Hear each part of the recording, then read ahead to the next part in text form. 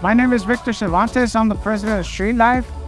We're here to lift the ban on cruising. So this is gonna be a historic cruise. We're gonna ride to City Hall, and hopefully we can get the city council members to vote yes on lifting the ban. It's gonna be historic if it does happen. 30th year not having a cruise organized, and it's nice to be back. It's always good to show positive reinforcement to the younger generation. I'm here to support our local residents here in Salinas, California, with our style, and this is community. We're celebrating community, and this is a historical event. That's the reason why I'm here.